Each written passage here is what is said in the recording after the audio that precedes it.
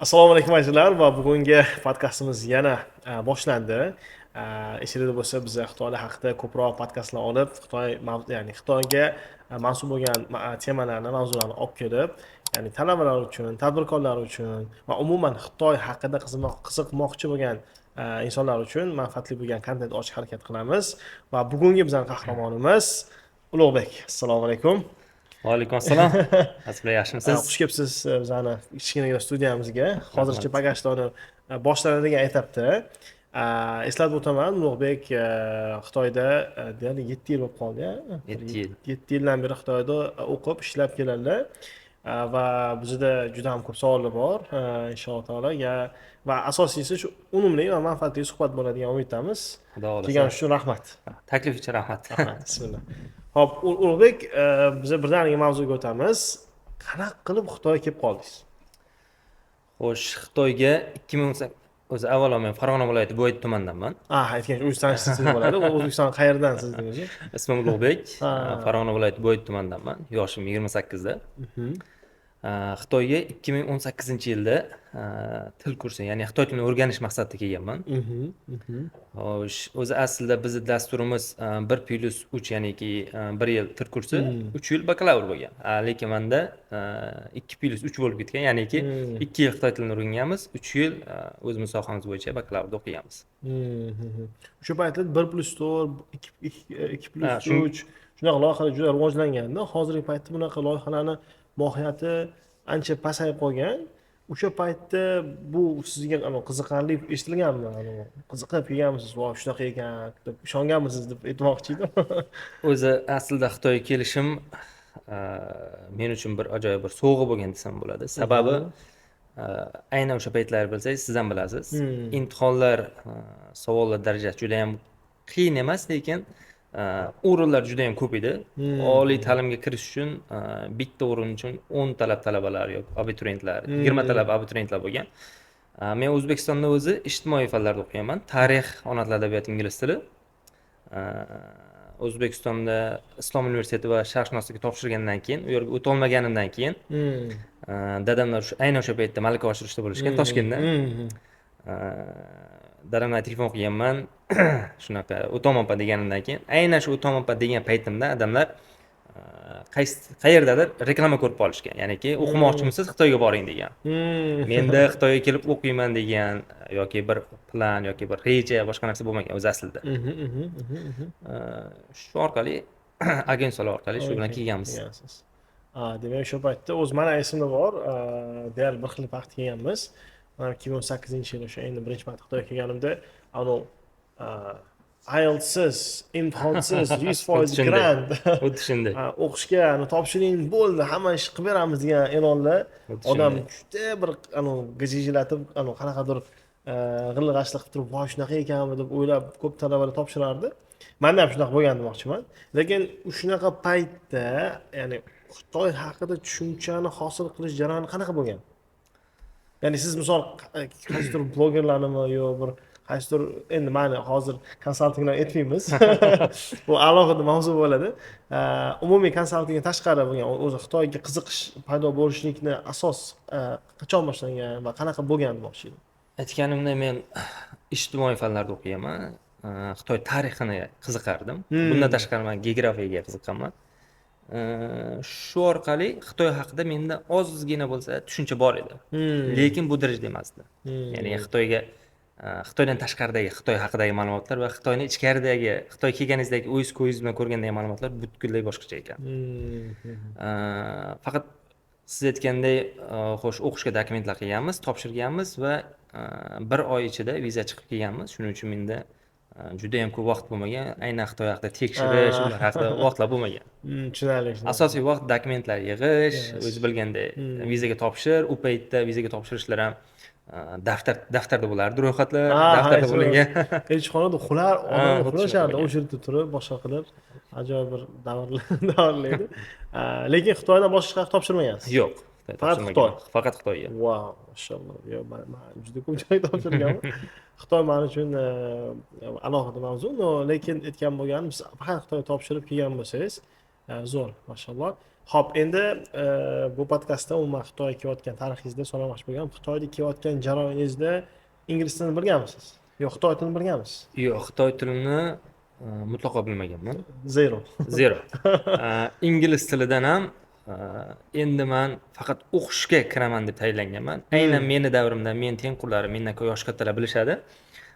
U paytda IELTS unchalik rivojlanmagan, ayniqsa viloyatlarda. Bizda o'qishga tayyorlaydigan o'qituvchilar bo'lishardi va har doim darsga borishimizda to be dan boshlab o'tardik. Matematikada, ingliz tilini matematikada o'rganganmiz. To be'ni o'zi qarindosh bo'lib qo'ygan. To be o'zi shunaqa tushunarli. Demak, ingliz tilini qaysidir baza bo'lib turib, keyin Xitoyga kelgansiz. Shunday. Endi bu yerda hozir jarayon nimadan iborat? Hop, Xitoyga, ya'ni o'zi aslida O'zbekistonda bo'lgan paytingiz bu alohida bir tarixda. Bu qayerda o'qigansiz, boshlagansiz. Demak, umumiy mana shunaqa. O'shanda taxminiy yoshingiz nechida bo'ladi? Xitoyga 20 yoshimda kelganman, 2018-yilda. 20 yoshda kelgan bo'lsangiz, demak, taxminiy jarayon shu o'qishdan keyin o'qishga topshirgansiz bo'lgan, keyin Xitoyga topshirib, bir talabalik bir oltin davrni o'tkazish uchun kelgansiz. Xuddi shunday. Lekin umuman Xitoy haqida nima deydi, Xitoy tilini bilmasdan kelgansiz. Yo'q, zero. Zero. Hattoki Xitoyga kelganimdan keyin ham 4 oy davomida zero. Zero. Nima deydi? What I'm doing, nima qilyapman o'zi? Bu tayoqchalar nima? Hech qanday tushuncha bo'lmagan. Lekin yaxshi. Meni yutug'im o'sha paytda aynan biz universitetimizga 200 dan ortiq o'zbek talabalari kelishgan. Oho, 200 dan ortiq kelishgan va ularning ichida Xitoy tilini bilganlar bo'lishgan. HSK 4, HSK 5 darajasida HSK o'sha Hanyu Shopping House Xitoy tilini, ya'ni haqida imtihon. Xuddi kimdir bilmasa mabodo Xitoycha, xuddiki Xitoy IELTS deydi. Xuddi shunday. Hozir IELTS rivojlanib qolgan. Xuddi shunday.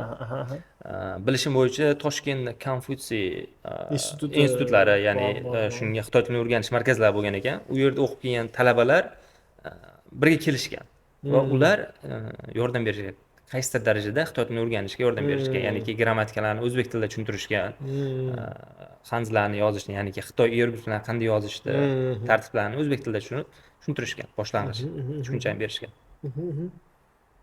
Demak, chunki misol uchun men hozir aytaman, bir xil talabalarda, endi men juda ko'p talabalarga muloqot qilaman.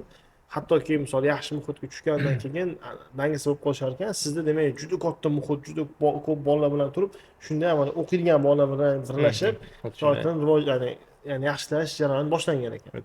Xo'p, endi bir emas 2 yil dedingiz, deb kursni o'qigansiz. 2 yil bo'lgan. Demak, jazosi bilmasdan kelgan jazosi 2 yil ekanda. Sababi o'qishga kelganlar, o'sha paytda o'qishga kelganlar bilishadi. U paytda dasturlarimizda o'qish HSK 4 darajasini talab qilishardi. Bizda HSK 3 darajasi bor edi. Sababi biz Xitoyga kech kelganmiz, birinchidan noyabr oyining o'rtalari, oxirlarida kelganman. 2018-yilda. Demak, kelganimizdan keyin birinchi semestr tugagan. Qish payti kelib qolgansiz. Keyin o'zidan o'zi Xitoyda yangi yil boshlangan, 1 oylik kanikul bo'lgan, ikkinchi semestr boshlangan. U paytda HSK imtihonlariga topshirishga ham oldindan registratsiya qilish kerak edi, hech bo'lmaganda 45 kun oldin. Shunaqa bo'lib, HSK 3 olganmiz va o'qish bizga shunaqa imkon yaratib berganki, agarda senda HSK 3 darajasi bo'lsa, sen til kursini yana bepul davom ettirishing mumkin. Xuddi scholarship o'xshagan. Shu imkoniyatdan foydalanganmiz. Unaqa hozir unaqa imkoniyat yo'q lekin. Umuman hozir yo'q bunaqa. Chunki men o'sha kelgan paytlarimda esimda bor, bir xil talabalar aytadiki, 2 yil til kursi o'qib, bakalavr 3-yilini olishadi. Ya'ni 2 yil, lekin talab bor edi, 2 yilda HSK 5 olish kerak bo'ladi. 5 olsa, 3-kursdan olib turib, ana Xitoy adabiyotimidi, Xitoy shunoslikni bitirib kelishardi. Hozir bunaqalarni o'qishda deyarli yo'q, agar qaysi loyihada bo'lmasa. Keyin sohangiz nima sohaga kirgansiz? Soham ham juda qiziq bo'lgan. Men 3 yil davomida o'zi ijtimoiy fanlarda o'qiganman. Aytganimdek, tarix, geografiya, ona tili adabiyot. Bu yerga bo'lsa xalqaro iqtisodiyot va savdo-sotiq yo'nalishi bo'lgan men soham. Umuman alohida dunyo deysiz. Alohida dunyo bo'lgan. Shuning uchun Xitoy men uchun yana zero, ya'ni boshlang'ich. Hamma narsani boshqatdan qurish kerak bo'lgan, boshqatdan o'rganish kerak bo'lgan. boshqandan o'rganish paytida demak nafaqat xitoy tilida o'zi umuman fan o'zini boshqargan ekanda. O'qish jarayoni qanday bo'lgan umuman keyin? Shu demak o'shani tanladingiz, o'shani davom ettirasiz. 2 yildan Aytgancha qaysi o'qishga kirdingiz biza? Eng qizig'i shuni aytmadingiz. Hanjou shahridagi China Jiliang University, China Jiliang Jiliang University, xitoy tilida Zhongguo Jiliang Dashui deydi. Bo'ldi. Zhongguo Jiliang Dashui. Shu ana qoldiramiz ma'lumotlarni inshaalloh. Juda ko'pchilik menimcha agar bu podkast ko'rayotganlar bo'lsa, hammaga salom. Juda ko'pchilik bitirishgan o'zbek talabalaridan. Bu yaxshi ma'noda. Yaxshi ma'noda albatta, yaxshi ma'noda. Tushunarli. Yaxshi ma'noda. Juda ko'p odamlar bitirishgan, Xo'sh, kelganimizdan keyin o'sha aytganimdek 2 yil davomida til kursini xitoy tilini o'rganganmiz va HSK 4 darajasini olib bakalavr, ya'ni o'zimiz sohamizni boshlaganmiz. Aytganimdek xalqaro iqtisodiyot va savdo sotiq yo'nalishida o'qiganman. Va bunda shu narsani bilganmanki, Xitoyda o'qishga kirish oson, lekin o'qish qiyin ekan. Endi xitoyliklar uchun alohida, Xitoyga o'qishga kirish qiyin, lekin o'qish oson. Xitoyliklar uchun nisbatan kirish oson, lekin o'qish haqiqatan ham qiyinroq. Chunki bizda darajalar bo'lardi. Misol uchun grantlar har yili alohida berilardi. Misol uchun siz yilni boshida grant oldingiz yoki o'qishni birinchi kursda grant olgan bo'lsangiz, u 4 yil davomida amal qilmaydi. Bu degani siz har yili 2 marta semestrda imtihonlarda yaxshi ball olishingiz kerak. Bizda o'sha paytda adashmasam darajalari xo'sh, grant olish uchun eng past daraja 80 ball. Har bitta fandan 80%. 80%. Har bitta fandan keyin o'zlashtirishingiz, ya'ni darslarda qatnashishingiz, bu ham 80% dan baland bo'lishi kerak. Va eng oxirgisi attendance, ya'ni darslarga qatnashish jadvalingiz, davomat 85% dan yuqori bo'lishi kerak. Va siz keyin grantga, qanaqadir scholarshipga topshirishga loyiq bo'lasiz. O'zi buni endi bermoqchi edim. Shu 4 yil bakalavrda demak grantda o'qigansiz, scholarshipga. Chunki hammamiz bilamiz, o'zi umuman Xitoyda grantlar turi juda ham ko'p. Juda ham ko'p. Bu Hanjou shahrining o'zida ham oddiy misol uchun endi soham shu bo'lgani uchun hozircha shu Xitoy hukumat tomonidan, shahar tomonidan, universitet tomonidan, viloyat tomonidan hozir yangi loyihalar chiqqan 1 yo'l 1 makon degan scholarshiplar bor hozir. Juda ham Western Partlar, Sian taraflarda rivojlanib ketyapti. Undan tashqari yana qo'shimcha CIC'ni alohida davlatlar uchun grantlar chiqqan. Qo'shimcha yana muhandislik sohasi bo'yicha grantlar chiqqan. Hozir men umumiy hisobda 10 ta grantlar turlari bor. Hammasi har xil kategoriyaga. Ya'ni bitta topshirmoqchi bo'lganingizda bitta. Lekin siz 2018-yil paytlarni oladigan bo'lsa, o'tda ko'pincha shu 4 yil mo'ljallab qilishardi talabalarni. Shunaqa. Misol siz o'qishga kirdingiz, mo'ljalni bu 4 yil olishga ko'z yetadigan ma'noda olishardi. Hozir umuman yo'q. Hozir siz ham hozir haligacha magistraturani bitiryapsiz. Aytmoqchi bo'lgani, aytgancha shu til kursidan magistrgacha bo'lgan daraja. Buni alohida aytamiz, lekin aytmoqchi bo'lgani o'sha jarayonda hozirgi holat u nafaqat hozir umuman scholarship misol uchun olmaslik, umuman unga topshira olishlikni o'zi mashaqqat bo'lib qoldi hozir. Uni hujjatni ko'rib chiqish o'ziga. Shuning uchun hamma uchun o'zini bir ne'mati bor ekan, o'shandan foydalanish ajoyib ekan, subhanalloh. Tak, demak, umumiy bakalavriatda demak yaxshi baholar bilan o'qib, o'tda o'zi jarayon, ya'ni yana jarayonga qaytamiz. Nima deb o'ylaysiz? Shu muhit sizni dunyoqarashingizni o'zgartirdimi, qaysi ma'noda? O'zgartirdi. 100% o'zgartirdi. O'qishga birinchi kelganimizda aytganimdek, biz 200 tadan ortiq talaba edik. Aynan O'zbekistondan kelgan talabalar. Aynan biz o'qishda xalqaro talabalar soni adashmasam 300 dan ziyod. Va qolgan talabalar aksariyat Afrika davlatlaridan kelgan edi. O'sha paytda men yaxshi do'st topish yoki yaxshi bir guruhga qo'shilish sizni kelajakdagi o'qishingizga, karyerangizga qanchalik ta'sir qilishini shunda bilganman. Bu ham bir alohida tema. Yaxshi muhit kelajakni hal qiladigan jihatda-da. Chunki u paytda o'zingiz ham bilasiz, Xitoy juda ham erkin, xorijliklar uchun juda ham ochiq. Hozir ham jamlar yopilmas. Shunday qilib 2 yil til kursida o'qidik, 3 yil bakalavrda o'qidik va hozirda magistratura oxirgi kurs talabasimiz. Endi bakalavrda Xo'sh, o'qish davomida o'sha aytganimdek imtihonlar muhim bo'lgan biz uchun. Undan tashqari davomat, undan tashqari yana aytganimdek darslarda qatnashish va bularni hammasida men uchun eng yaxshi bir nima desam bo'ladi, hamkor bo'lgan narsa yoki menga yordamchi sifatida yordam bergan narsa bu sport. Sport Bo'lgan, muntazam ravishda sport bilan shug'ullanish va bu orqali universitet nomida musobaqalarda qatnashish, ichki yoki tashqi. Sportga qiziqmagan ekanman. Qaysi sport? Bizda xo'sh, voleybol aynan biz universitetda karantindan keyin karantin ham alohida hozir biz magistr bitirib olguncha jarayon etamiz, keyin yana qaytamiz karantinga inshaalloh. 2021-yilda aynan biz o'qishimizda voleybol sport turi bo'yicha ichki musobaqalar o'tkazish boshlandi. Va bunda xalqaro talabalar, ya'niki o'zimiz komanda qilib qatnashdik. Universitetimizda har xil fakultetlar bor. Fakultetlar o'rtasida musobaqa bo'ldi. Va bunda birinchi yil o'tkazilgan universitetimiz tarixida birinchi marta o'tkazilgan voleybol musobaqasida biz birinchi o'rinda oldik. Wow. Unda men natija yaxshi. Xalqaro talabalarning ichida-da? Yo'q. Butun xitoyliklar va xalqaro talabalar o'rtasida. Viloyatmi yo butun Xitoy bo'ylab?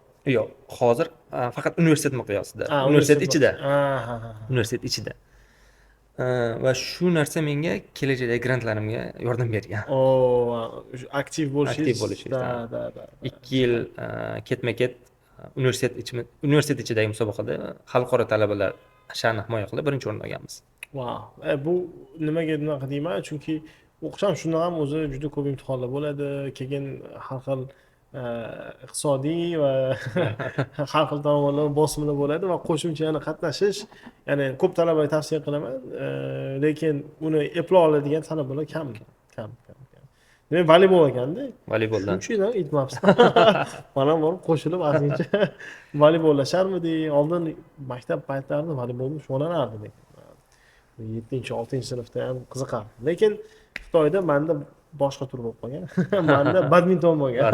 Umuman ya'ni networkingga ta'sir qilgan eng sohalarning kattasi menda badminton bo'lgan.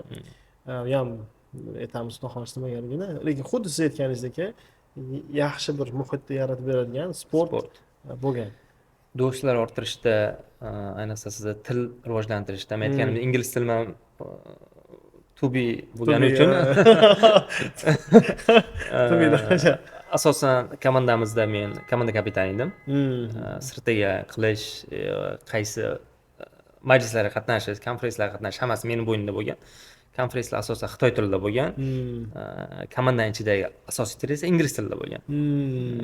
Shu tomondan ham ancha yordam bergan xitoy tilini va ingliz tilini o'stirish uchun. Demak, o'zi haqiqatan ham misol uchun xalqaro muhit kelganingizdan keyin qorni och bo'lsa sayra olarsiz. Shunaqa. Chunki bosim ham boshqacha bo'ladi. Kimdir sizga gapirib tursa, tushunmasdan ha deb tursangiz, bir boshqacha bo'ladi, tushunarli. Demak, shu aktivligingiz sizni scholarship olishga imkoniyat bergan, yordam bergan. Keyin bakalavr bitirib, magistratura topshirdingiz. Magistratura topshirdim. Hozir men o'qish umumiy borib o'tamiz, keyin yana sekin qaytib boramiz. Magistratura topshirdingiz. Magistratura topshirish o'zi umumiy nimaga bunaqa bo'lgan? 2022-yilda, ya'ni bakalavrda 4-kurs paytligimda men internship, ya'ni praktika boshlaganman bir kompaniyada. Boshlagan paytimda praktikam yaxshi bo'lgan. Amaliyot yaxshi bo'lgan va kompaniya meni o'zida olib qo'ymoqchi bo'lgan. Ya'ni ish viza orqali. Va biz vizaga topshirganimizda o'zini vizani baholash sistemasi bo'ladi. Hanjou uchun juda qiyin viza olish, xalqaro bakalavr bitirib olish haqiqatan qiyin. Shunda menda ballar yetmay qolgan. Ma'lum miqdorda. Keyin qarasak, bakalavr va magistratura talabasiga beriladigan ballar har xil ekan.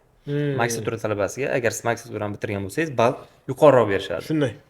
Shuning uchun aynan shu yilda yana bir menga omadli kelgani, universitetimiz tomonidan birinchi marotaba xalqaro talabalar uchun magistratura ochilgan.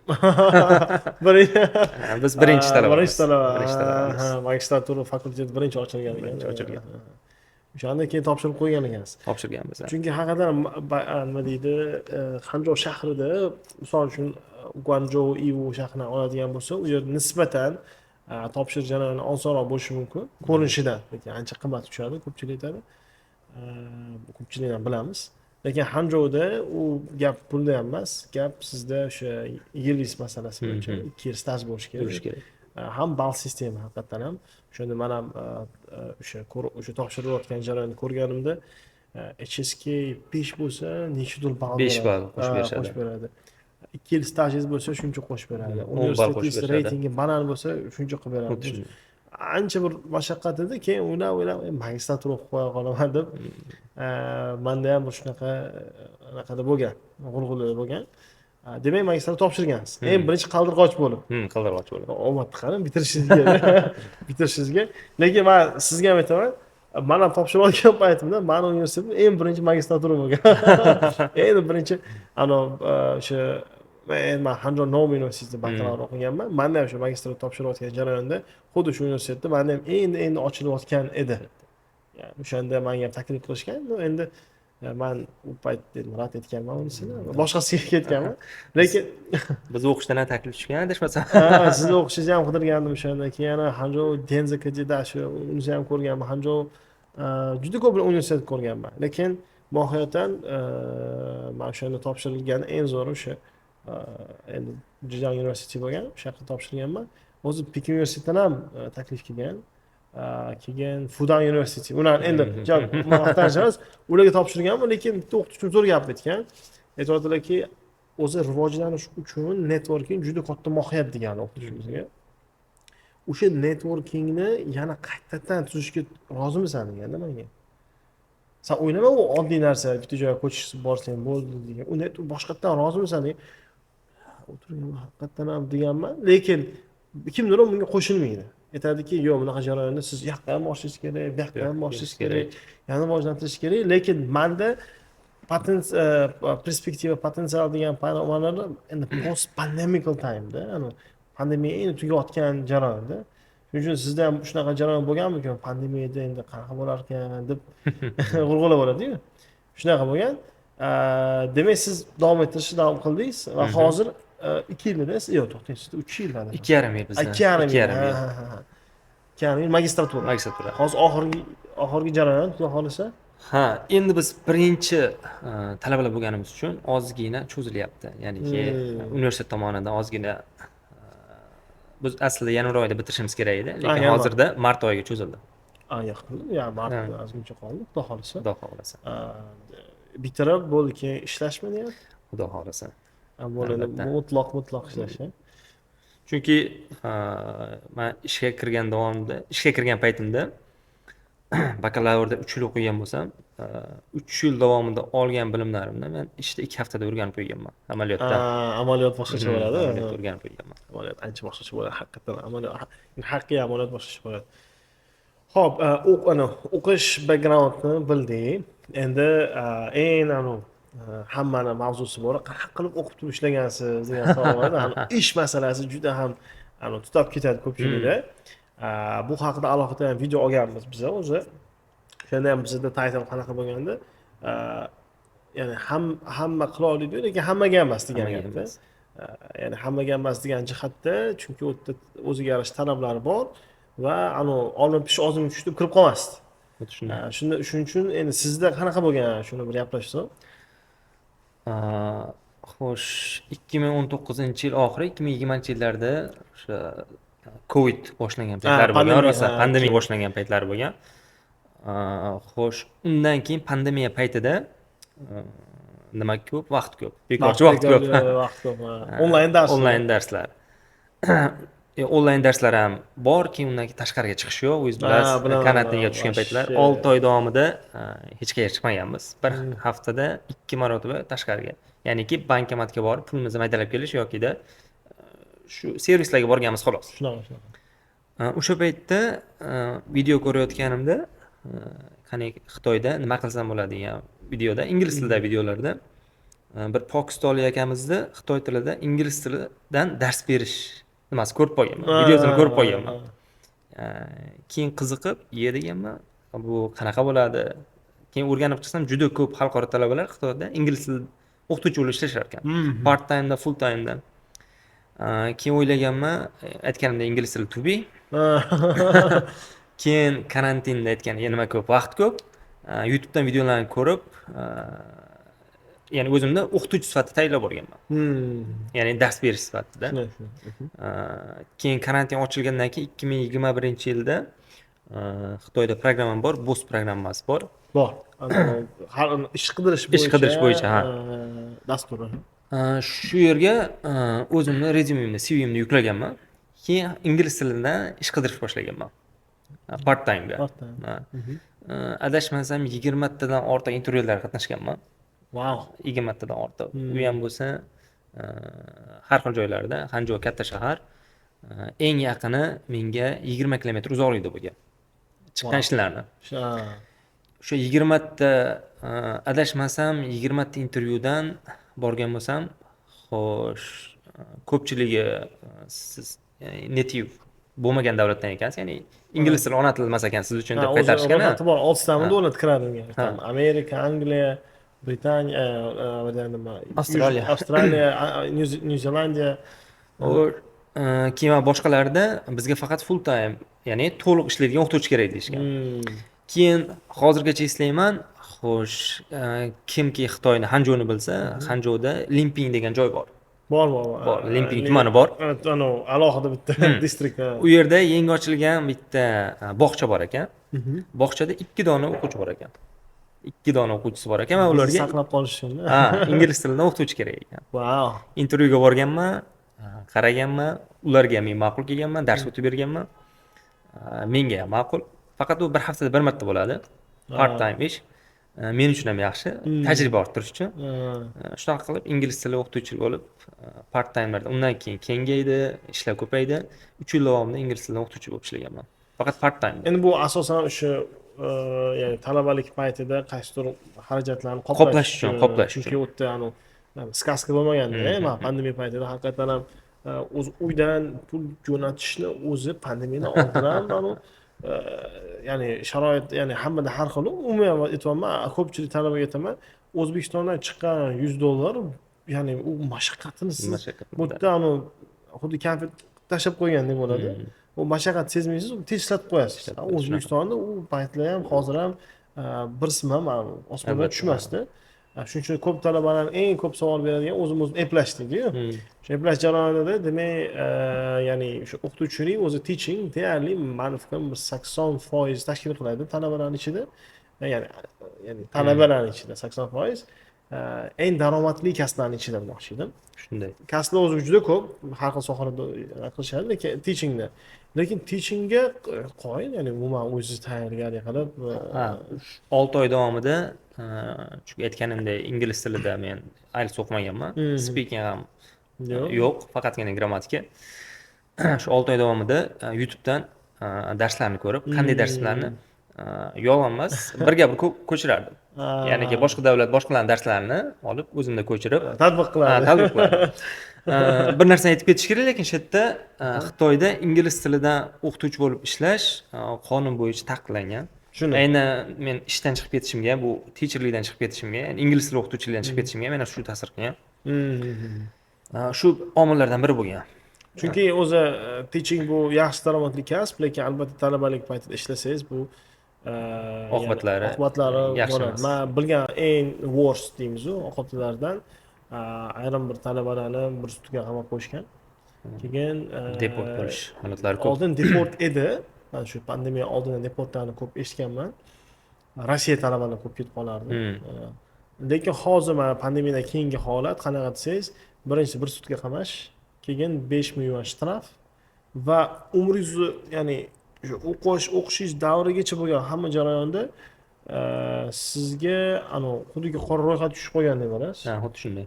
Keyin sizni har viza topshirayotganingiz boring o'qishingizdan vakolatnoma yozdirib keling, boshqa qilib keling deb ancha talabalar qiynashganda shu masala bo'yicha. Xitoyga kira olmaslik darajada bor, o'sha ehtimoli bor. Ikkinchi holat, bitta talabani xuddi shunaqa 5,000 ga shtraf qilishgan. 7 sutkaga qamab qo'yishgan. O'shani so'raganman. U ham alohida bitta qiziq holat, buni aytib beraman. u qanaqa bo'lgan, u bakalavr bitirgan, magistraturaga offer olib bo'lgan. Ya'ni taklifnoma bor, GV bor, hammasi bor. Avgust oyi, avgust oxirida, ya'ni bir 2 hafta qolgan o'qishga-da, shu pul topib oldi borganda o'qishga. Borgandan keyin uni ushlashgan, keyin unga aytishgan, "Yo'q, sen borsan, o'qishingga aytamiz, yo'q, seni qamab qo'yamiz, qama" degan. 7 kun nima qilinsa yotdim aka. Yotib maqsad nima bo'lsa bo'ldi dedim, o'qishimga bormasa bo'ladigan. Chunki u jarayonda qanaqa bo'lgan, uni eski o'qishini tugib bitirib bo'lgan. Agar bog'lanaman desa, u eski o'qishga bog'lanish kerak. Bog'langan ham eski o'qishiga. Eski o'qishi bu bitirib bo'lgan, bu bizdan chiqib ketgan, bu bizga aloqasi yo'q degan. U bo'lsa yangi o'qish kirgan aytmagan. Shuning uchun o'qishga unga bog'lanib qilmagan, lekin mohiyatan men aytamanki, baribir ham uni asorati bo'ladi. Asorati bo'ladi. Endi uni worst 7 sutka qamalib 5 ming to'lagan, lekin qaysi tomonida oson qutulgan bo'ladi-yu, lekin aksar holatlarda o'sha qamalish punishment va albatta sizni butun umrga bo'ladigan bir tamg'iz bo'lib qolar ekanda. Endi siz qilganingizni qilmas, men aytmoqchi bo'lgan, lekin shunda ham Ulug'bek sizga qo'shimcha aytaman. Ya'ni hech narsa qilmasdan o'tirib shundan qo'rqib, ochlikdan qiynalgan talabalarni ham ko'rganman. Qaysi ma'noda? Menga tashlagan screenshot, aka qornim och. Yuragi siqilib ketadi. Bechora qorni och ekan bo'ldi, qilamiz deymiz-ku bechoralar. Lekin Ulug'bek so'raganman, siz nima ish qilgansiz deganman. Hech narsa qilmagan-da. Umuman aytayotki, aka o'qishim bormi? Men o'qishingiz bo'lsa dedim. Siz sababini qildingizmi? Javob bo'lsa, bir bash pelan olib turib, mamtikcha surib qo'ydingizmi? Javob bo'lsa dedim. Qanaqa nimadir ish qidirdingizmi? Borib turib, nima desam, borib turib, pol atish bo'lsa, yuzta bo'lsa, bor shunaqa ishlar, bilasizmi? Bir xil talabalar menga chiqib aytgan Ulug'bek, nima degan bilasizmi? Aytganki, aka, men ingliz tilini ham bilmayman, unisini ham bilmayman, hech narsani bilmayman dedi. Lekin nima qildim desangiz, o'qishdan tashqari qaysi restoranga borgan, aytganki, xitoycha ham bilmaydi, inglizcha ham bilmaydi, men shuni yui degan. Ulug'bek, shuni yui pul beringlar degan, o'zi yuvadiganga bir 4 ming bersa, unga 1,5 ming bergan. Xursand-da u, 1,5 ming qo'lim bilan mehnat ishladim, borib yuganda ular. Lekin shunda ham men aytmoqchi bo'lgan, shu bola shikoyat qilmagan menga-da. Misol menga pul berdi. U bola umuman sababni qilmagan-da, men pul berib, menga screenshot tashab qo'ygan. 7 yuan qolgan ekan unda. Shuning uchun aytmoqchi bo'lgan, siz o'shanga qaror qilganingizda men bunga ham bizda senzura duh kerak demoqchiman. Endi bunga ham asosiy sabab bizdan oldin kelgan talaba aytganimdek, men yaxshi muhitdagi bolalarga qo'shilganim, ulardan yaxshi maslahat olganim va ular orqali shu ishlarga, kasbga kirib ketganim. Lekin shu sizni loyihangiz orqali bir ota-onalarga yoki Xitoyga kelmoqchi bo'lganlarga aytmoqchimanki, Xitoyga kelmoqchi bo'lsangiz, aniq maqsadingizni biling. Chunki Xitoy bu juda ko'p aytaman, Koreyaga o'xshagan emas yoki Yaponiyaga o'xshagan emas. Ish vaqti yo'q Xitoyda. Talabalar uchun mutlaqo ishlash mumkin emas. Ayniqsa xalqaro talabalar uchun. Shunday. Ham nima desam mumkin, o'qib turib ishlashni hech kim tavsiya qilmasdim, to'g'risi. O'qib turib ishlashni, o'qishni bir 80-70% qolib ketib qolish bor edi. Endi bizning holatimizda pandemiya bo'lgani uchun asosiy darslar shunda ham onlayn bo'lgan. Shuning uchun alohida mavzu, lekin haqiqatan ham o'qib turib, ishlab turib turgan talabalarni misol menejment bo'lsa, biznes bo'lsa, mayli sal-pal o'rgansa bo'ladi, lekin muhandisliklar bor-da, fizika, matematika, ximiyadan juda og'ir fanlarda o'qiydigan bolalar qiynalib nimadirlar qilishadi, keyin oxiri bitira olmasdan xuddiki onlayn o'qigan doktorlarni ko'rganmiz. O'shanga o'xshataman ularni. Lekin o'ziga yarasha, demak, shu sababni qilib yurgani ajoyib. Demak, ingliz tilini o'qigansiz, shu sababini qilib turgansiz. Keyin nima bo'lgan keyin? O'sha 2000 adashmasam 2020-21 deb adashib ketdim. 20-yildan boshlab 22-yilgacha 3 yil, 20, 21, 22 yillarda ingliz tilidan part-time ishlaganman faqatgina, ya'niki yetkazib turish maqsadida. Unaqa oshib ketish ham bo'lmagan, lekin Xudoga shukr yetgan. Keyin undan keyin shunaqa yengilliklar chiqish boshlangan, karantindan Xitoy ochilgan, juda ko'p eshitganmiz xalqaro talabalar ushlangani, deport bo'lganini eshitganmiz. Keyin undan keyin yana bir omil qattiq ta'sir qilgan. Men Xitoyda Tiger degan, ya'ni yo'lbars degan bog'cha bo'lgan. Bu mashhur bog'cha Xitoyda. U yerda men part time'ga ingliz tilidan o'qituvchi bo'lib borganman. Borgan paytimda guruhimizda 10 tadan 12 tagacha 2 yoshdan 4 yoshgacha yoki 5 yoshgacha bo'lgan yosh bolalarga dars o'tardim. Va ular ota-onalari siz dars berayotgan paytda bevosita qarab turishadi. Siz qanaqa dars beryapsiz, bolalar nimani o'rganyapti. Shu paytda darsdan chiqqan paytimda darsni tugatganman. Har shanba yoki yakshanba kuni darsim bo'ladi aytdi, 2 soatga. Darsdan chiqqan paytimda bitta ota-onani, ya'ni bir otani qizini olib kelgan ekan bog'chaga, kommentni eshitib qolganman men haqimda. Boshqa o'qituvchiga xitoy tilida aytyapti men haqimda. Ya'ni meni ular xitoy tilini bilishmaydi. Bilishligimi. O'qituvchi netivmi degan. Ular ha deyishgan. Chunki nimani saqlab qolish uchun. Xullas, anaqa g'ilg'ashlar.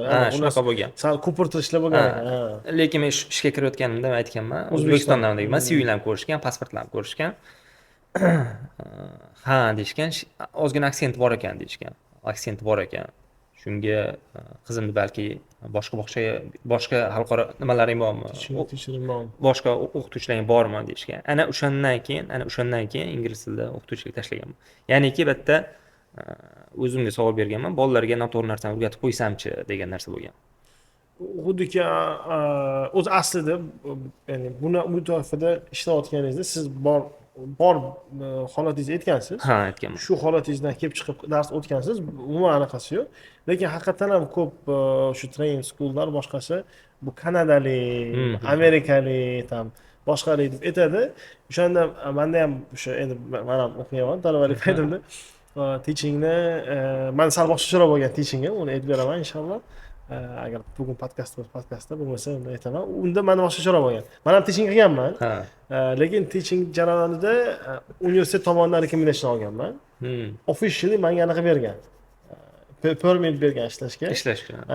Men universitetim ham normal bo'lgani uchun biz anaqa borardik. Kollejlarga borardik, o'sha Chujonglarga, Chujong bilan Shaoxuga borardik. O'shanda borib turib, tam 30 kishi, 40 kishi, 40 bolalarga berardik. Lekin siz aytgan holatda men ko'p eshitardim. Keyin o'zimga ham savol beraman. Tasavvur qiling dedim, meni bolam endi bog'chaga borsa kelajak. Menga aytsa-ki, tam Amerikan o'qituvchi desa-da, u yerda qanaqadir holat bo'ladi. Hindus o'tirib, today we gonna teach. Millatchilik emas, umuman olganda sizda bir narsa, bunda bir narsa. O'shanda haqiqatan ham motivatsiya anaqa bo'lib turib, boshqa bo'lib turib, ko'p talabalarga ham aytaman, ishlasanglar o'zingizlar bilasizlar, lekin borini aytib, men O'zbekistondanman, boshqasidan ayting, harakatingizni qiling deganman. Lekin shunda ham Ulug'bek juda ko'p talaba bo'ladi. I'm from Canada. I'm from Canada deb qo'yadi. Hattoki bir xillar bor, soxtalashtiradi ham pasportini. Tasavvur qilasizmi? Ishga borayotgan, borib turib soxtalashtirib, men Kanadadanman deb. U tekshira olmasa uni. Ber bu yoqqa demasa. Endi men o'zim tajribamni aytadigan bo'lsam, biz ishlagan joylarda 2 ta 3 ta o'qituvchilarni boshqa davlatlardan, Afrikadan bo'lardi. Ular native tili, ya'ni ona tilisi ingliz tilisi bo'lganlarda, yana bir haqiqiy Britaniyadan yoki Kanadadan o'qituvchi bo'lgan edi. Biz bilan ishlagan, biz 3 kishi edik. Lekin meni dars soatlarim ko'p edi. Sabab siz ingliz tilini qanaqa zo'r bilishingiz mumkin, lekin bolalarga yetkazib bera olmaysiz. Shunday. Shu tomoni bo'lgan, Shu tomondan borgan ishlagan joyimda ko'p ota-onalar, ya'ni ko'p bolalar, ya'ni shu o'qituvchi bizga dars o'tsin deyishgan. Meni aktiv bo'lishgan darslarimda. Qiziqib. Shuni hisobiga. O'zi anaqa gap bor, och bo'ri to'q bo'ridan tez chopadi. Endi scholarship masalasi albatta bu juda katta mavzu, uni inshaalloh ham davom ettiramiz, lekin hozir bizda chegaralangan vaqt, lekin umumiy talabalik paytida biz endi magistratura haqida hali aytmadik. Shu bakalavriat hozir umumiy ishlayotgan jarayonimizni aytsam, ishlash emas, umumiy talabalik paytida o'qib ishlash bo'lgan experience'ingizni bir aytib bersangiz, xudo xolisa. Xitoyda umuman olganda xalqaro talabalarga ishlash taqiqlangan. Ya'ni mutlaq, ya'ni rasmiy ravishda, ya'ni ishlash joiz emas. Taqiqlangan. Uni o'sha legal taraflari bor, lekin illegallar aksariyatda ko'proq. O'sha aytganimdek ingliz tilida o'qituvchi bo'lib ishlaganman part time ishlarda. Shu oxirgi, ya'ni 2022-yilda, 21-yilning oxirida shu ish vaqtimda Kanadadan kelgan xitoylik huquqshunos, Kanadada ishlaydigan xitoylik huquqshunos tomonidan men haqimda berilgan kommentda eshitib qolganman va bu sohada men olib keta olmasligimni tushunib yetganman. Chunki birinchi o'rinda ingliz tili mening ona tilim emas. Bundan tashqari darslar ko'lami, menga tushib turgan darslar ko'lami kengayib boryapti. Bu bir tomondan olib qarasa yaxshi.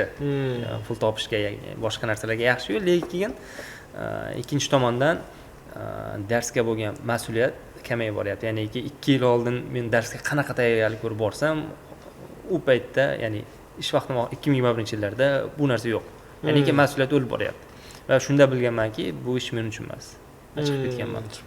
Chunki buni xuddi umumiy iqtisodiy muammolarni hal qilish maqsadida qilayotgan jarayonda albatta juda bir nima desam ekan, ya'ni ishqibozlik bilan qilasizda, juda ishqiboz bo'lib qilasizlar, keyin uni asosiy pul masalasi deymiz yo iqtisodiy masalalar hal bo'lgandan keyin albatta uni xohishi sekin asta so'nadi, keyin haqiqiy u soha o'zi qiziq emasmi yo'qmi degan savol tug'iladi. Shu xuddi aytganimdek, och qolgan bo'rini to'q qolganiga tez chopadi. Och qolgan bo'ri to'q qolgandan ko'ra tez chopadi, lekin to'q bo'lgan bo'ri och bilan ishlayolmaydi. Shunaqa. Demak, uni to'xtatgansiz. Keyin yana ikkinchi masala perspektiva deymiz rus tilida, o'zbek tilida kelajakda bo'lgan karyerni rost deymiz.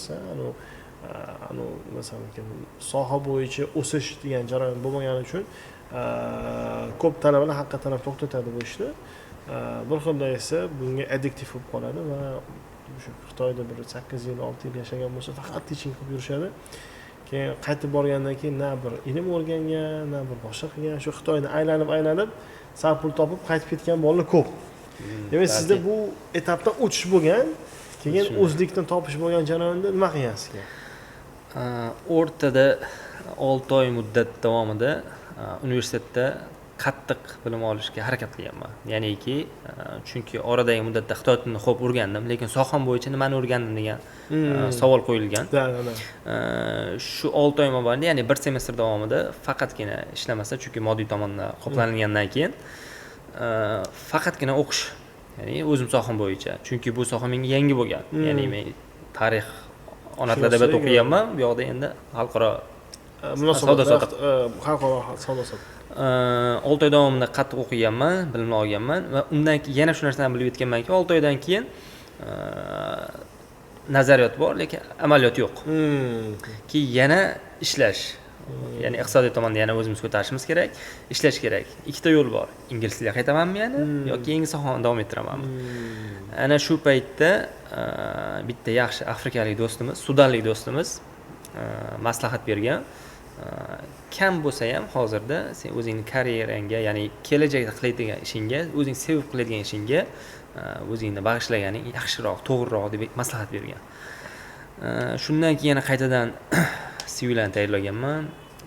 Faqat endi bunda o'zim soham bo'yicha, ya'niki xalqaro savdo-sotiq yo'nalishi bo'yicha shu universitetda o'qiyapman, shunaqa talabaman, shunaqa tillar bilish qobiliyatim bor. Xitoy tilida shu darajadan bilaman, ingliz tilida shu darajadan bilaman. Savdo haqida shu ma'lum bir darajadagi nimam bor, ilmim bor. Shundan keyin yana tayyorlaganman, yana progress qaytalangan, yana bossga, programmaga qaytadan yuklaganman CV'ni, xuddi shunday. Undan keyin menga aloqa chiqish boshlagan HRlar tomonidan, turli xil kompaniyalardan. U paytda hozirgidan ko'ra ish topish osonroq va yaxshiroq bo'lgan menimcha Xitoyda. Chunki endi pandemiya paytida juda ko'p talabalar, juda ko'p xalqaro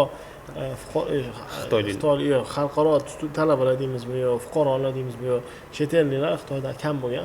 O'sha paytda ham nisbatan topish oson bo'lgan, lekin topganingizda ham yoqqa borish o'zi mashaqqat bo'lardi. Chunki u pandemiyada karantin bo'lardi, u kodlar bor edi, qizil, yashil, unisi, bunisi, u juda bir mashaqqat. Borish o'zi mashaqqat edi. Demak, u jarayonda sizda demak shunaqa bo'lganki, kompaniya chaqirgan. Yana bu yerda Xudoning bir marhamati, omadi kelib, yangi kompaniyaga, yangi ochilgan kompaniyaga tushib qolganman. Ya'niki kompaniya shunday bo'lganki, zavod bo'lgan, zavodning ichida tashkil topgan kompaniya bo'lgan. Ya'niki zavodda o'zi 200 tadan ortiq xodim bor, ishlab chiqaradi, sumka sohasida sumka ishlab chiqaradi, lekin faqatgina eksport yo'q. Faqatgina ichki bozorga yokida xalqaro kompaniyalarni Xitoydagi o'zlarining kompaniyalariga yetkazib beradi. Yetkazib berish. Xuddiki eksport yo'q. B2B bordi, lekin B2B faqat ichki bozorga bo'lyapti-da, ya'ni. Xuddi shunday. Ichki bozor, lekin tashqiga eksport yo'q bo'ladi. Shu niyatda yangi ochilgan kompaniya bo'lgan, sotuv bo'limiga ishga olishga rozi bo'lishgan. Bitta intervyulardan o'tilgan, o'zining bosqichlari bor, sinov muddatlari bor, boshqa narsa. Umumiy jarayonda demak shu o'qiyotgan paytingizda sizga shunaqa siz o'zgarmoqchi bo'lgan paytingizda shunaqa taklif tushganda siz ya'ni boshqatdan yana boshlashga tayyor bo'lgansiz va o'zi aslida bu jarayon juda mashaqqatli. Kam oylik, ko'p vaqt, overtime, hammasi over bo'lib ketib qoladigan jarayonlar. Bizning kompaniya o'sha Jek aytgandek Jojo-lyo, ya'ni 9-9-6 ga juda qattiq amal qiladigan kompaniya bo'lgan. Jojo-lyo deydi. Buni tarjimasiga, ya'ni 9-9 gacha 6 kun ishlash bir haftada. Bularning hammasi yaxshi bo'lgan, lekin bitta muammo, men u paytda 4-kurs bo'lganman, menda darslarning soati kam bo'lgani uchun men internship qila olganman, ya'ni amaliyot qila olganman. Aynan shu paytda men haqiqiy ish topganman, ya'niki legal ishlaganman, ya'niki illegal emas. Illegal emas, legal paytda. Demak, siz o'qishingizdan o'sha ruxsatnoma olib, chunki bilamiz ko'p talabalar buni haqida ma'lumot yo'q. Shu Xitoyga kelganda 3-4-kursda rasman kompaniyaga, amaliyotga ishga kirsa bo'ladi. Bo'ladi, albatta bo'ladi. Bunda sizdan juda katta mahorat talab qilinmaydi, lekin ishdagi o'zingiz ko'rsatib bera olishingiz juda ham muhim deb o'ylayman. O'sha kompaniyamizga keladigan bo'lsak, o'sha aytganimdek sumka sohasi bilan shug'ullanilgan, ya'ni sumkani eksportga tayyorlaydigan kompaniya bo'lgan. Zavodimiz bo'lgan, zavoddagi ishlab chiqargan tovarlarimizni o'zimiz eksport qilmoqchi bo'lganmiz. Va Alibabada yangi store, ya'ni yangi do'kon ochishgan bu yer. Shu do'konga sotuvchilar kerak bo'lgan. Shunda eng quyi pog'onada sotuvchi bo'lib ish boshlaganman. Eng qiyin boshlaganimda eng qiyin jarayon bu menda masofa bo'lgan. Sababi men o'qishda ish joyim va meni o'qishim orasidagi masofa 50 kilometr oshiq bo'lgan. Siz shahar bu yoqda o'qish bu yoqda. Shunaqa. Men metroda borishim kerak bo'lgan. Har kuni 2 soat ishga borish, 2 soat qaytib kelish metrodan. Oho, 4 soat yo'l o'ziga. Lekin bu yaxshi bo'lgan deb o'ylayman. Sababi yo'lda ko'p narsa o'rganib ketsa bo'ladi. Shunday. O'qish jarayoni, yo'lni o'zi o'qish jarayoni aylanadi. Tushunarli. Demak, o'qish jarayonida bo'lgansiz, tajriba orttirgansiz. Demak, kelajakda shu sohada davom ettirgisiz kelyapti, xudo xohlasa. Albatta, xudo xohlasa. Demak, uni alohida bitta ish masalasi bo'yicha podkast qilar ekanmiz-da, inshaalloh. Albatta. Demak, o'zi mana hozir qarang, ham ishlab, ham o'qib, ham ishlab, bu ya'ni 7 yilda bizning podkast, ya'ni 7 yil sizni butun umringizda bitta podkastda aytib berishimiz ham ancha kam bo'ladi. Lekin o'sha umid qilamiz bugungi podkastimizda o'sha bizani obunachilarimizda, bizani o'sha oila a'zolarimizda deymiz, chunki obunachamiz hammamiz bitta oiladek, ya'ni bizda bir shior bor, har bitta insonni biror bitta hojatini chiqarsa albatta biz xursand bo'lamiz va ikkinchisi shu video orqamizdan, shu podkast orqamizdan bizda yetuk mutaxassislar tayinlanadigan bo'lsa biz xursand bo'lamiz. Endi men aytmoqchi bo'lgan gapim, agar siz mana Ulug'bek ya'ni sizga savol bersa, o'zingizga shu vaqtga qaytarilsa, siz Xitoyga yana kelarmidingiz? Vaqtliroq kelardim. Vaqtliroq kelardim. Vaqtliroq kelardingiz. Vaqtliroq kelardim. Xo'p, endi qisqa bo'ldi, vaqtliroq kelardim. Agar shu ya'ni imkoniyat berilganda siz hozirgi Ulug'bek bilan shu Xitoyga kelishdan avvalgi Ulug'bekka qanaqa maslahatlar berardingiz? Ingliz tilini yaxshilab o'rgan. Ingliz tili, Xitoy tili emas. Yo'q, Xitoy tili emas, ingliz tilini mustahkam o'rgan degan bo'lardim. Yana qo'shimcha tildan tashqari.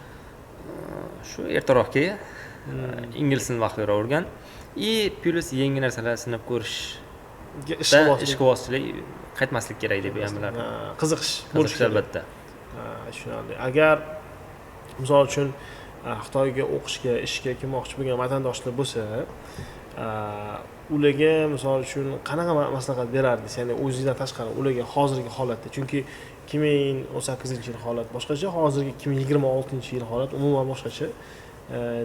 Qaysi faktorlar yo qaysi bir jihatlar siz nazdingizda o'zgarib shu muhim darajaga chiqqan va kelishdan avval nimaga e'tibor berishligini deb maslahat berasiz? Avvalo qayerga kelayotganlarini bilishsin, nima maqsadda kelayotganlarini bilishsin. Aniq maqsad o'zlari oldiga qo'yib, menga to'g'ri keladimi?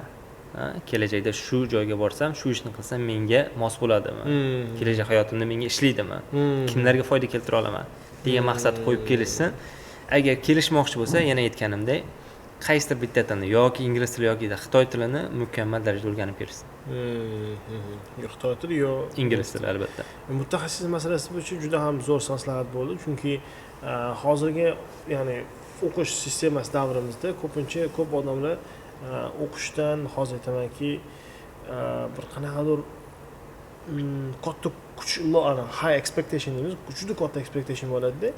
Lekin siz aytgan masala, ya'ni jamiyatda bo'lgan muammolarga nazar sola turib, o'zingizdagi qobiliyatga nazar solib turib, o'sha yerda bo'lgan tafovut, ya'ni gapni topib turib, o'shani o'rganaman deb bu yerga keladigan bo'lsa, albatta bu juda boshqa darajada bo'ladi.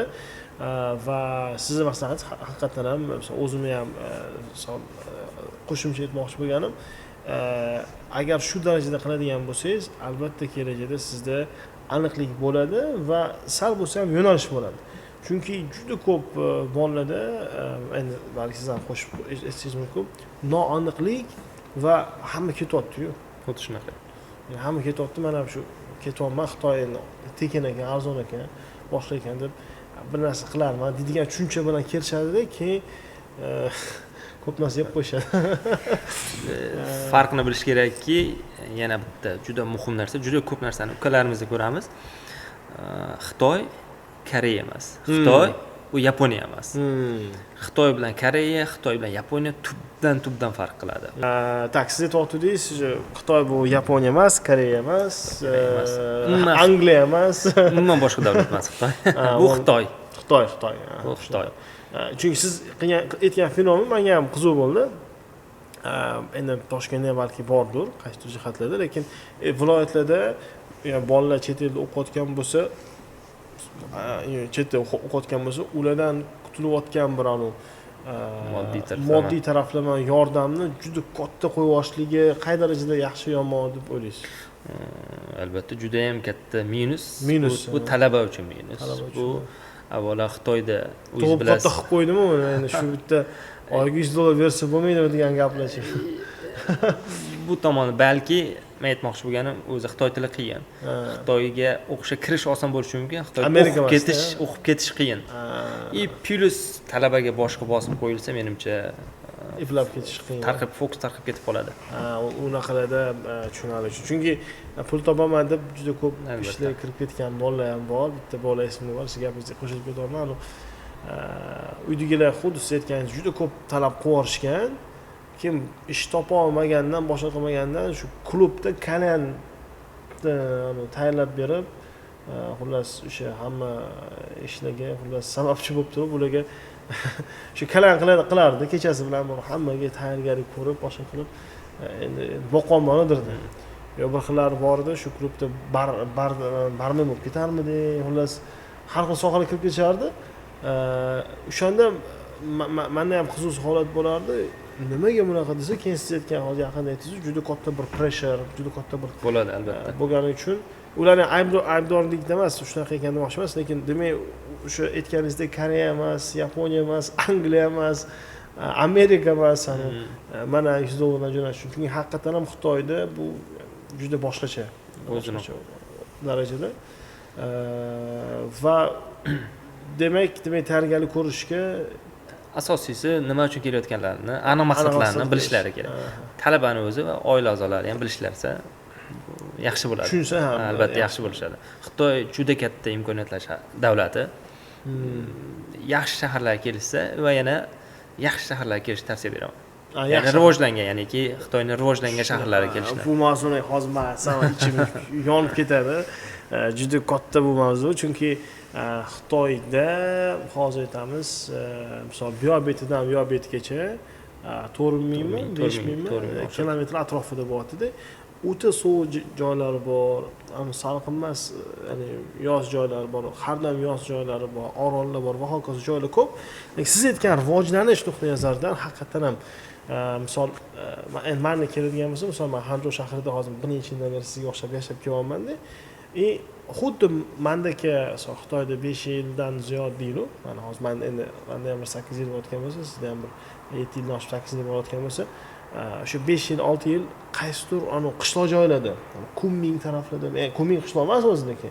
O'sha taraflarda yo misol uchun Xinanni qaysidir chet qishloqlarida, umuman eshitmagan joylarda shuncha yil o'qib kelgan talabani shunday gaplashsam, ularda faqat shu qaysidir jihatdan rivojlanish, xuddiki bola bilan bir ko'p katta qari kishi bilan gaplashasiz, experience umuman boshqa darajada bo'ladi, albatta. Va ular bilan gaplashgan mazirib qolardi.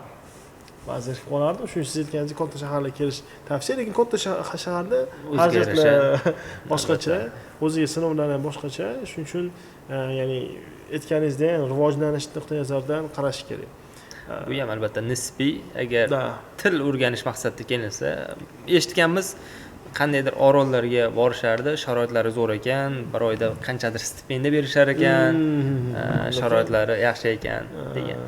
Til o'rganish borasida bo'lsa, balki bo'lishi mumkin, lekin faqat soha bo'yicha bo'lsa, lekin networking qulaydi. Siz aytgan haqiqatan ham soha bo'yicha misol uchun o'rganaman deyilsa, networking orttirish ham muhimda, bakalavrda deyman. Albatta. Agar siz ilmiy ish uchun kelgan bo'lsangiz, u farqi yo'q, tog'ona orasida bo'lasiz. Sizda asosiy laboratoriya bo'lsa, ilmiy ishingiz bo'lsa, markaz bo'lsa, o'qituvchi bo'lsa, u tog'da ham o'qib ketaverasiz. Lekin bakalavrda o'sha qaysi qishloqqa kelib qolishlikni xuddiki aytaman. Misol uchun siz Toshkent shahrida o'qiyapsizmi, tasavvur qiling, yo Toshkent viloyatida.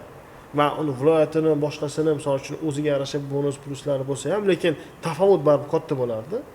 Xuddi shu sistema Xitoyda ham balki emas, aniq bor. Va tafovut kattaroq. Va juda katta. Nisbiy emas, juda katta. Va shuning uchun tavsiya qilardim, yaxshilab izlanish qilib, qayerga borayotganligini ko'rib kelishligini siz ham endi maslahat berdingiz, men qo'shib yubordim.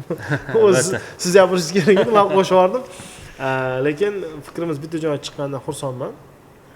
Ulug'bek, kelganingiz uchun rahmat. Taklif uchun rahmat. Suhbatlarni ko'proq qilamiz, xudo xolisa. Bu bizning endi birinchi jaydari bir podkastlarimiz bo'ldi. Inshaalloh keyingi safar kelganimizda yana ko'proq innovatsiya qilib, boshqa qilib yaxshilash harakat qilamiz inshaalloh taala. Va shu oxirgi bir tilaklarni bizning obunachilarimizga bersangiz. Manfaatli bo'ldi deb o'ylayman. Xudo xohlasa vaqtini bekorga sarflab qo'ymayapmiz. Kimdir qanaqadir ma'lumot olgan bo'lsa, bundan xursand bo'lamiz albatta. Qanaqa bilmagan narsani so'rab o'rgangan olim deyishadi. Shuning uchun maslahat berardim. Agar bilmasangiz, tushunmasangiz, bilganlardan, boshidan sinab ko'rganlardan so'rab, keyin qilgan maqulroq. Hammaga rahmat va inshaalloh keyingi lavhalarda ko'rishguncha salomat bo'lasizlar. Assalomu alaykum.